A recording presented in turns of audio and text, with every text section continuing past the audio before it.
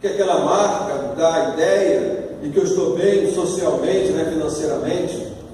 Aí eu vou lá em determinado lugar, na cidade de São Paulo, na minha própria cidade, e eu vou comprar aquele objeto que tem aquele símbolo que é daquela marca, mas que a pessoa que fez não pagou impostos, não tem os direitos, de usar aquela marca, não tem a qualidade daquela marca dos produtos, andando por aí usando aquilo que é profano perante Deus. Aí nós queremos que Deus habitue, venha habitar entre nós. Olha assim, mas como eu posso fazer se você não está sabendo diferenciar o que é santo e aquilo que não é? É uma questão que nós temos. E nós já imaginamos quando os lixeiros, entram em greve, como fica os sacos de lixo na rua. Mas só que foi dada uma ordem que ninguém poderia colocar o lixo na calçada, ninguém poderia colocar o lixo na rua. Todo mundo tinha que manter o seu lixo dentro de casa ou no seu quintal. Tu imagina só um mês de greve dos lixeiros, 2 meses de greve, 3 meses. Dá para imaginar como ficaria a sua casa, você guardando todo aquele lixo? Aí teve uma pessoa, teve um homem, que ele teve uma ideia.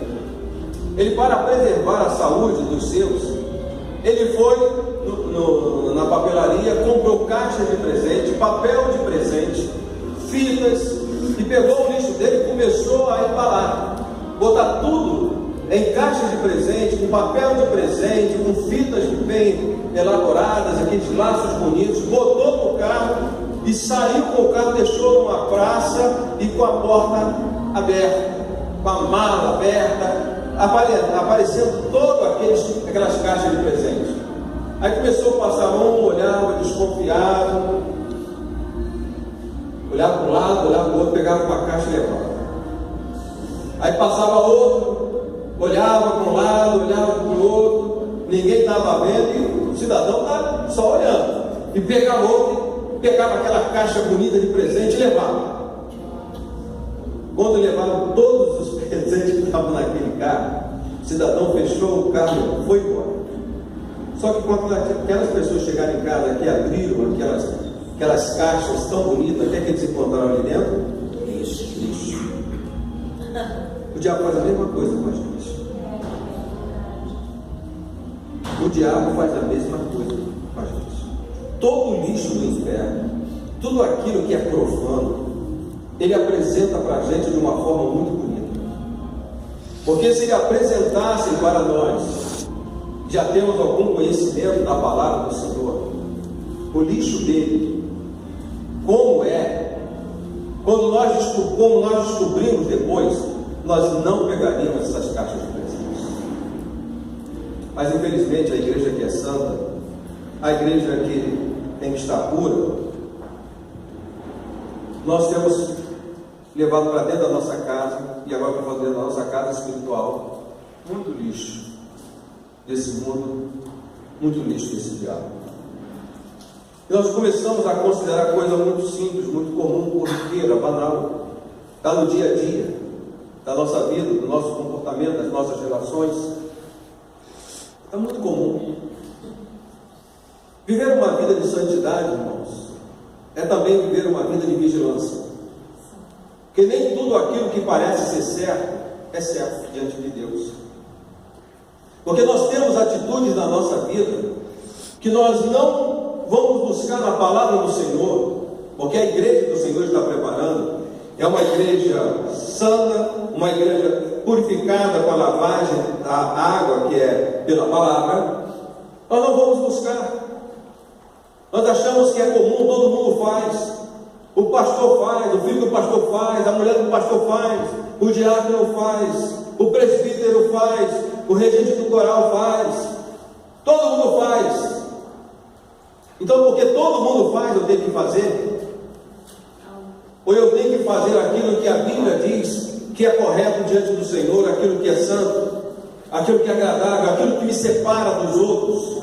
e me separa para o Senhor, para o louvor do Senhor, para a glória do Senhor. Porque infelizmente, queridos, eu como pastor, eu tenho que dizer, há muitos pastores, e não são poucos, que estão até na frente de grandes rebanhos, que ele vive mais as coisas profanas do que aquilo que é santo. Porque o que é profano agrada a carne. Muitas vezes aquilo que é profano agrada a nós, a vivermos nessa posição.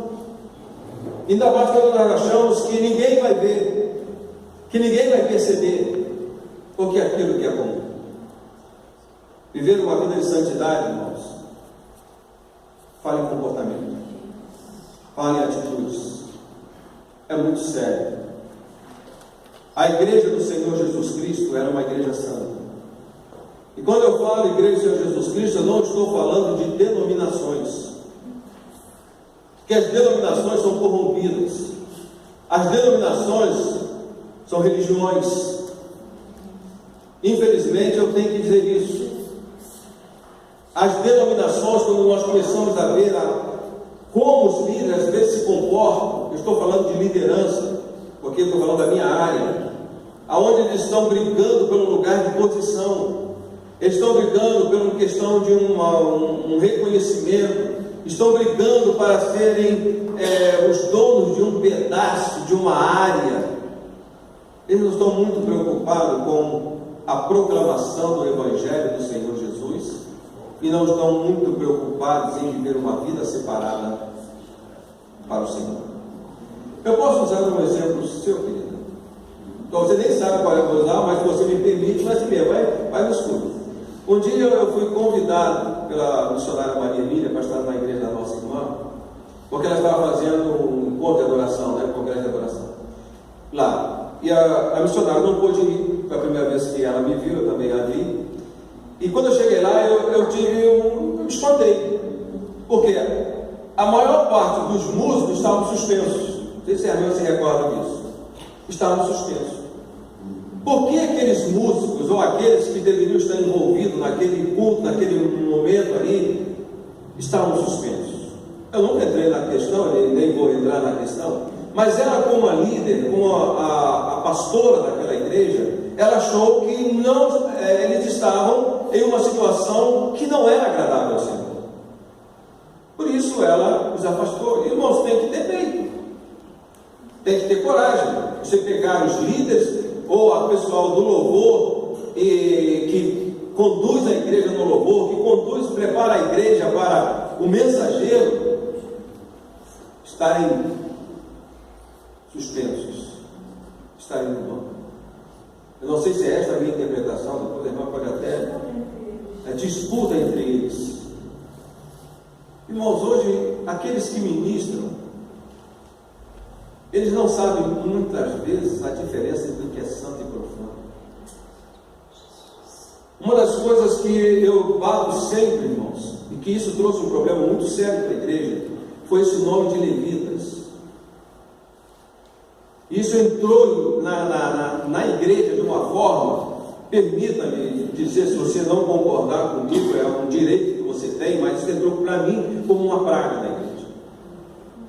Porque, primeiro que eu não vejo levitas, eu vejo pessoas da tribo de Levi no Novo Testamento, mas o exercício de levita na igreja do Senhor eu não vejo. Porque levita pertence à ordem lá judaica, de Arão, a tribo de Levi. O que eu vejo na igreja são os adoradores do Senhor. Adoradores do Senhor. Mas que esse termo levita entrou na igreja, isso passou esse nome a representar dinheiro, pagamento, ou disputa de posição, de ser reconhecido. Um dia uma pessoa muito boa, como músico, também boa como pessoa e tudo mais, ele chegou, ele era responsável pelos músicos na nossa igreja, e ele estava reivindicando aumento de salário. Aumento de salário. Eu não sou nada contra a igreja que pode pagar um bom salário para o ministro do louvor, glória a Deus, aleluia. Mas ele vai tomar conta do louvor, desde as criancinhas até o coral que tiver, a terceira idade, ele tem que ser responsável e trazer a equipe em adoração e comunhão com o Senhor. Mas ele queria. E a forma que ele achou de pedir um aumento de salário foi uma coisa inusitada para mim. Ele falou assim: pastor, porque o senhor sabe, né? Os levitas andavam com roupas bordadas a ouro. Captei o negócio, né? Só isso, bordadas a ouro. Eu falei: é engraçado, meu irmão. Por que você não chama de levita aquele que limpa o banheiro da igreja? Por que você não chama de levita aquele que varre o templo, que limpa os bancos e limpa os instrumentos para você tocar e para o povo sentar? Porque a tribo de Levi tinha que montar e desmontar o tabernáculo no deserto e carregar nas costas. Ele nunca mais falou comigo sobre o aumento. Mas as pessoas perderam a noção. Muitos querem ser cantores na casa do Senhor, quando volta a dizer que eu chamo de levita, pensando em gravar um CD, pensando em ganhar dinheiro. E quantos desses estão dando problemas para os seus pastores? Desaparecem na igreja. E quantos deles, irmãos, infelizmente, eles vão na tua igreja, lá que você faz parte, ou na minha, e depois que eles recebem aquilo que foi acordado entre a direção da igreja, sabe para onde eles vão? Alguns para boate, vão beber, vão dançar, vão se prostituir. Não sabe mais o que é santo e o que é profano. Viver uma vida de adoração é uma vida separada. Não adianta dizer que eu sou um adorador, irmão, se eu chego em casa eu trato mal a minha esposa. Não adianta nada dizer que eu sou um adorador se eu chego em casa, ou adorador, no caso, a minha esposa chega em casa e me maltrata, não cuida de mim. Não adianta nada, queridos, eu dizer que sou um adorador, mas eu não sou um pagador. Não adianta nada eu dizer que sou um adorador se eu xingo, se eu maltrato meu irmão, se eu brigo com meu irmão. Alguém, porque eu sou assim, eu tenho pavio curto. Meu filho, pede para Deus alongar o teu pavio. Não é? Porque não adianta, quando fala pavio curto, é aquela imagem, né? Daquele pavio com barril de pólvora, estourou logo. Não, irmão, bota lá. Bota um pavio de 1 milha, bota um pavio de 2 milhas, bota um pavio longo, pede a Deus, porque na realidade Deus é longânimo. Se nós passamos a ter a natureza de Deus, estamos compartilhando essa natureza de Deus, acabou o pavio curto, acabou, não é mais desculpa, não é mais desculpa. Então, queridos, aqui a palavra do Senhor nos fala que eu tenho que saber o que é profano e tem o juízo de Deus. Esse juízo está lá no Velho Testamento e também está no Novo Testamento. Nós sabemos muito bem da questão daqueles dois sacerdotes, Nadab e Abiú, que está lá registrado, né? Estamos falando aqui do povo, assim, comum, vamos colocar, me desculpe colocar dessa forma, só para ilustração da nossa palavra. Nós estamos falando de líderes, estamos falando de sacerdotes, que eles não souberam fazer o discernimento entre o que é santo e o que é profano. Irmãos, eu chego e a simples conclusão: se eu quero viver uma vida de santidade, eu tenho que procurar obedecer a Deus. Não é porque as outras pessoas estão fazendo que eu vou fazer. Eu vou fazer porque Deus diz para eu fazer. Porque existe o juízo, irmão. Não vamos pensar nós aqui que Deus não vai nos levar a juízo. Vai chegar o dia que eu e você vamos estar diante do Senhor. E nós vamos ter que dar conta dos nossos atos. Se nós separamos o que é santo e profano, nós vamos chegar diante do Senhor e vamos ter que dar conta. Porque Deus também, irmãos, não vai nos pedir algo que Ele não tenha nos ensinado. Ele não vai trazer juízo sobre algo que não nos ensinou. Agora, se eu não leio a palavra, se eu não vou estudar, como eu vejo, estudar o Senhor, se eu não vou buscar o que Deus quer, a direção que Deus quer para a minha vida, isso não vai ser desculpa para Deus. Para alguns lá no passado que não tinha a vontade de Deus expressa com forma de livro como nós temos, eu acredito que Deus no juízo de Deus, não vai julgá-los da forma que vai julgar a mim e a você, porque eles não tinham a palavra de Deus da forma que nós temos. Nós não tínhamos. Ah, pastor, mas eu não sei ler. Hoje tem a Bíblia em áudio, hoje já tem a Bíblia de diversas formas, mas não temos isso. O que nós temos é preguiça, é diferente. Isso não vai ser desculpa diante de Deus, quando Deus nos julgar a respeito do santo e do profano, da nossa conduta de vida. Irmãos, esse juízo é tão forte, que eu já pensei assim, eu sei que Deus não é, eu sei que Deus é justo, mas eu já um dia pensei que Deus foi injusto com Moisés. Eu já pensei nisso, mas Deus injusto foi Moisés. Um homem que foi usado por Deus, com a visão, um homem que falava face a face com Deus, um homem que tinha uma intimidade com Deus tão grande. Mas por ele ceder à pressão do povo, ele desobedeceu o que Deus tinha falado para ele. Deus mandou ele falar a rocha para gerar água. E o que aconteceu? Ele foi lá e bateu na rocha. Deus trouxe juízo sobre Moisés por causa disso. Aí eu fico pensando, olha, se Deus trouxe juízos porque Moisés não obedeceu a ele, coitado de mim, estou lascado. Aonde eu vou parar nessa história? Viver em santidade é viver em obediência ao Senhor. O Senhor, Ele dá as leis, Ele dá a orientação, Ele fala sobre tudo. Eu gostaria de compartilhar com vocês aqui 2 Coríntios. Ora, a nossa glória é esta, o testemunho da nossa consciência, de que com simplicidade e sinceridade de Deus, não com sabedoria humana, mas na graça de Deus, temos o que?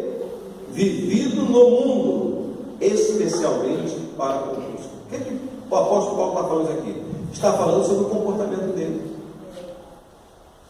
Está falando sobre as atitudes dele no relacionamento social. Então ele está dizendo que a glória é essa, o testemunho da consciência, o testemunho que ele tinha, que ele sabia, que ele não estava provocando, que ele não provocou a ira em ninguém, que ele não falava mal ou suspeitava mal das pessoas. Tem um julgamento aqui a respeito de um homem dentro dessa igreja, que ele estava tendo uma relação sexual com a sua madrasta, e o apóstolo Paulo falou assim: gente, como é que isso é um absurdo, vocês estarem suportando isso na igreja? Comportamento profano. Ele diz: olha, coisa que nem se nomeia entre os ímpios está acontecendo na igreja. Isso demonstra o quê? Que não estava havendo discernimento entre o santo e o profano dentro daquela igreja.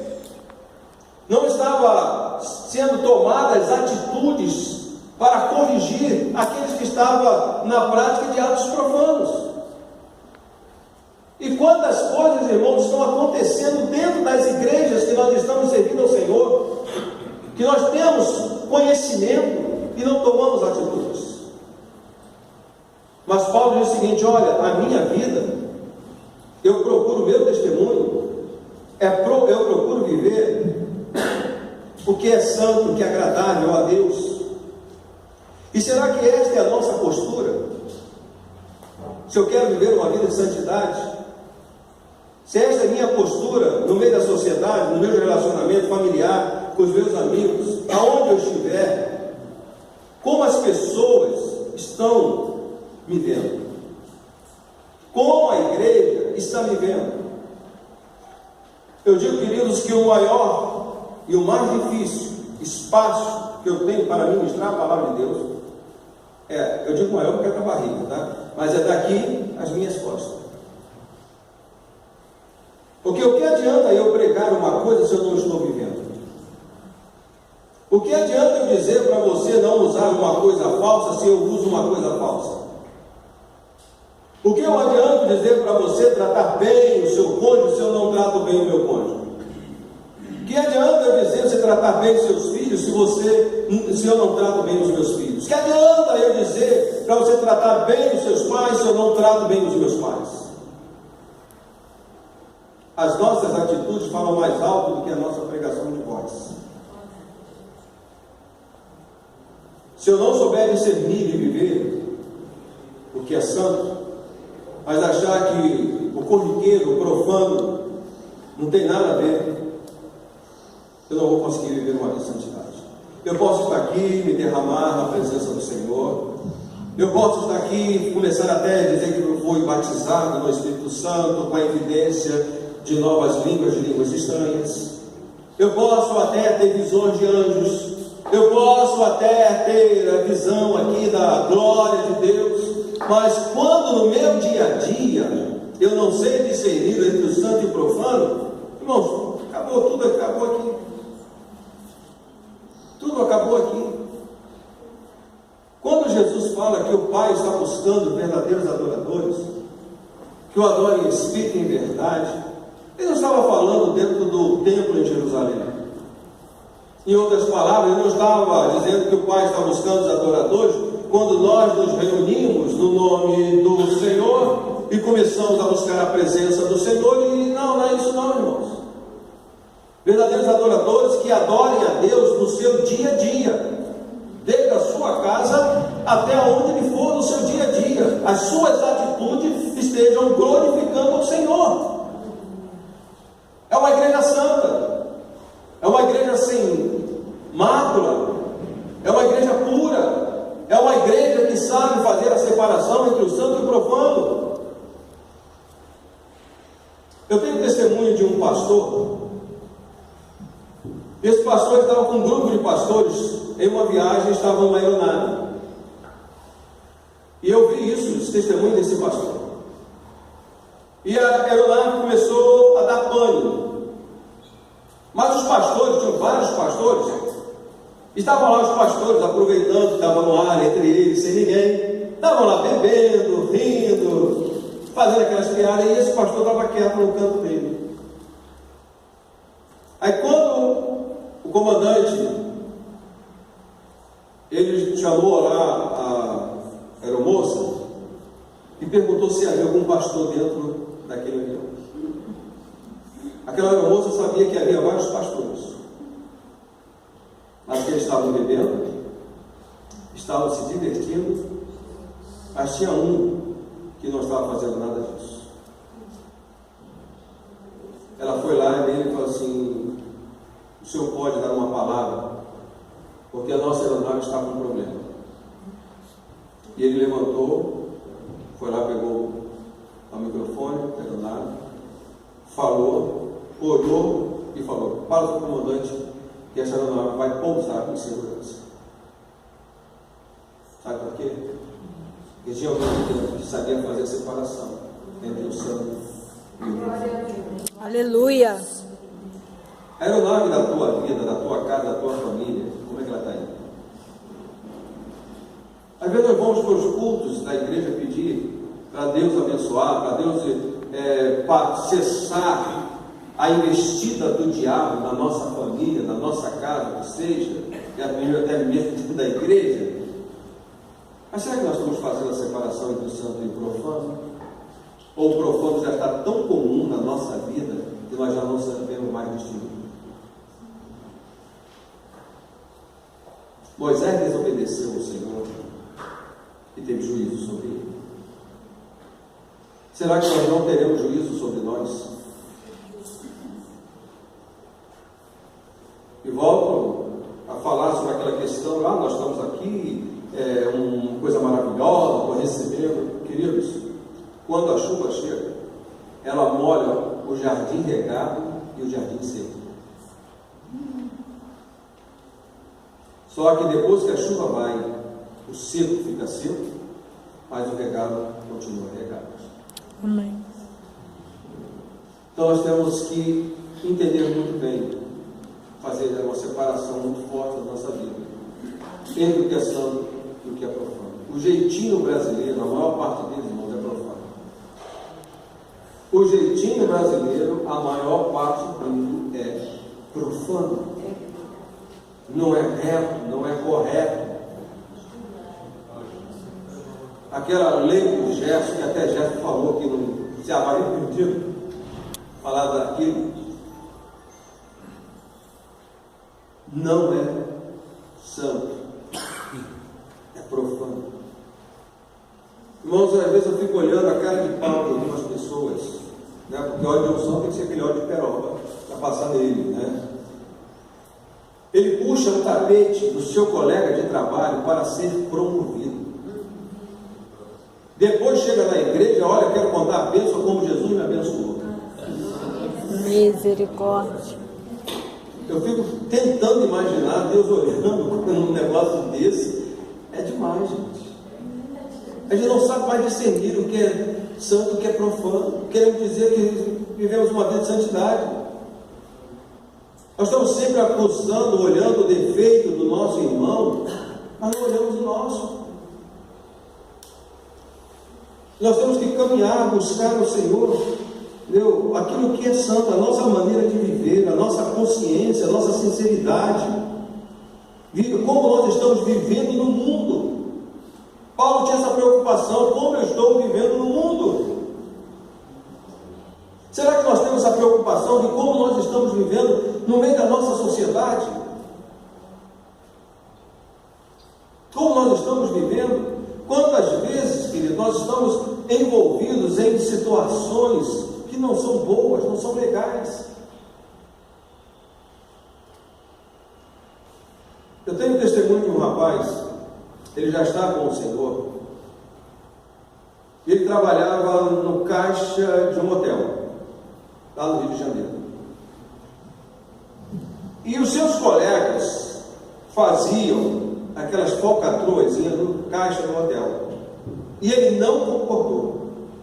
Mas o chefe dele era conivente com os colegas deles que faziam aquele jeitinho no caixa. Ele não foi promovido e ainda perdeu o emprego por não aceitar fazer o que os outros estavam fazendo. Será que nós temos coragem disso? Saber que o nosso emprego, o nosso pão, né, assim, depende de uma atitude que fere os princípios de Deus, mas que é comum aos que não temem ao Senhor, a gente colocar em risco o nosso salário, o nosso emprego. A gente começa a pensar: poxa, eu comprei esse carro agora, 60 meses para pagar, nem paguei a primeira que eu comprei sem entrada, e isso, aquilo, outro. A gente começa a ver, o diabo começa a colocar as nossas dívidas diante da gente, né? Tantas coisas mais, e infelizmente alguns acabam cedendo e compactuando com aquilo que é profano. Será que nós estamos realmente fazendo essa diferença no meio da sociedade e no meio da igreja? E quando coloca aqui Paulo, principalmente convosco, que estava se dirigindo a uma comunidade cristã ali, a uma comunidade cristã. Irmão, será que nós estamos sendo corretos com Deus nas nossas finanças, nos nossos dízimos, nas nossas ofertas? O meu tema não é esse, falar sobre isso, mas isso faz parte da nossa vida de santidade. Isso faz parte da nossa vida de santidade. Como é que eu posso dizer que eu sou santo ao Senhor se Deus me chama de ladrão?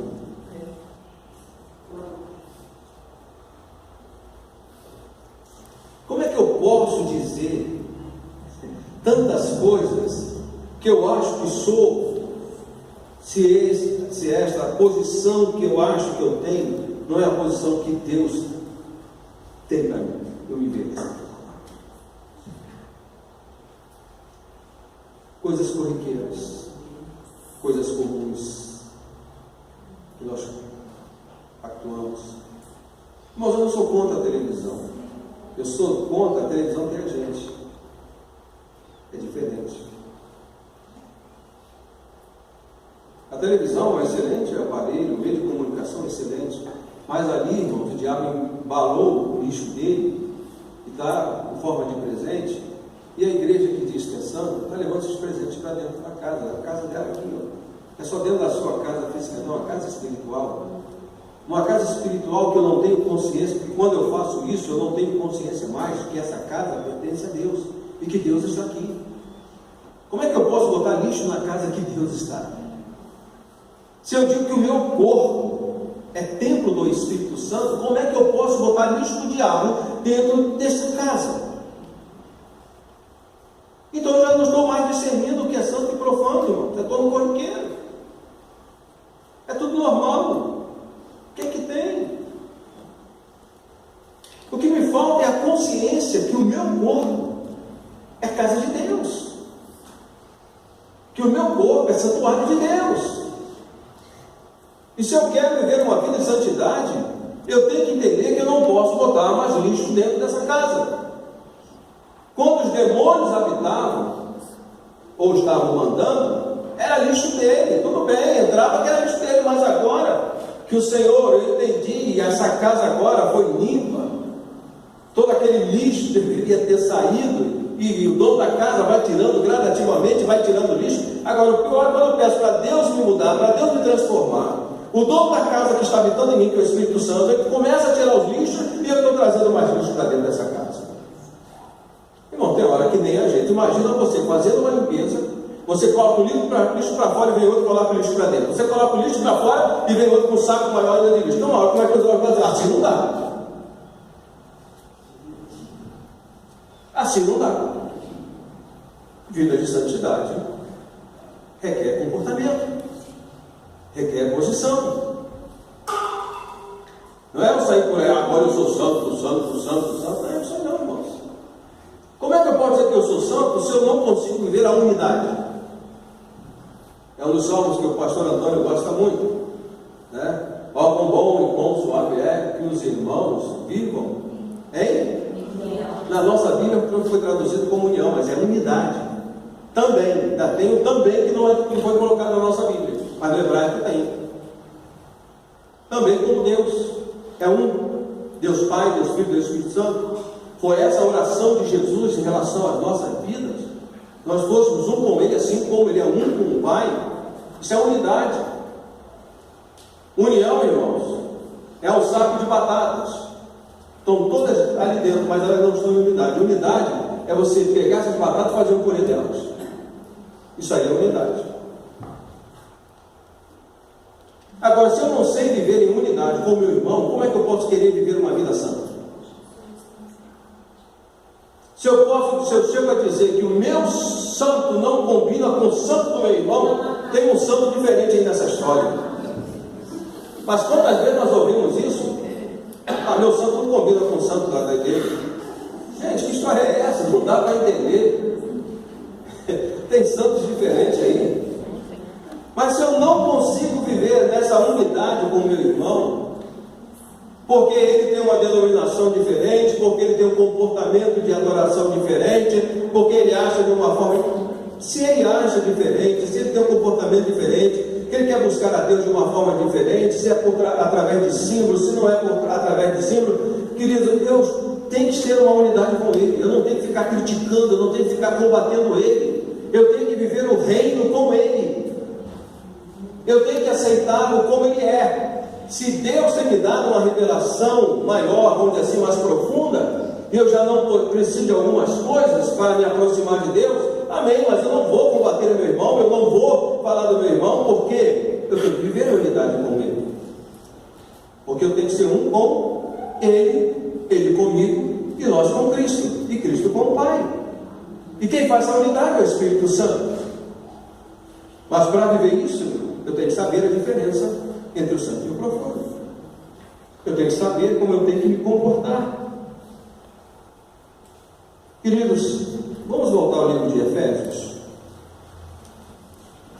Ao trato passado, vos despojeis do velho homem, que se corrompe pelas concupiscências do engano, e vos renoveis no espírito do vosso entendimento, e vos revistais do novo homem, que segundo Deus é criado em verdadeira justiça e santidade. Se eu entendo isso, se eu agora sou uma nova criatura em Cristo Jesus, eu tenho que ter isso muito claro na minha vida, que eu estou vivendo agora um novo homem, vamos colocar desta forma, que segundo Deus é criado, é feito. Quando eu entreguei a minha vida realmente para o Senhor Jesus, começou esse processo de mudança na minha vida. Porque agora eu aceitei Jesus e todo o meu velho homem desapareceu. Não é por aí a história. Nós começamos um processo de santificação, de santidade. Aceitei Jesus, se eu morrer agora, eu vou salvo, porque fui alcançado pela graça salvadora de Cristo Jesus. Agora, vida de santidade é um processo. E às vezes nós não entendemos isso e julgamos os nossos irmãos, porque uns levam um processo maior, outro um tempo menor nesse processo. Mas eu tenho que entender o seguinte: todos nós, irmãos, olha, eu tenho coisas da minha velha natureza ainda. Quem diz, eu não tenho mais nada da minha velha natureza, graças a Deus, glória a Deus, irmão, porque você já é uma nova criatura perfeita. Só está faltando o Senhor te levar para o céu. Só está faltando isso. Mas todos nós temos aquela imagem que eu falei do novo dono, que é o Espírito Santo de Deus vem na minha vida, quando eu aceito Jesus como Senhor Salvador, e ele encontra essa casa cheia de tranqueira, ele encontra esta casa cheia de problemas, ele encontra essa casa cheia de rachaduras, cheia de mofo, de tudo aquilo que é ruim, que é profano, ele encontra. Aí ele começa o processo de tirar. Então eu tenho que entender, se eu sou um novo homem em Cristo, eu não posso continuar a pegar o lixo que o velho homem trazia para colocar dentro desta casa que está sendo limpa.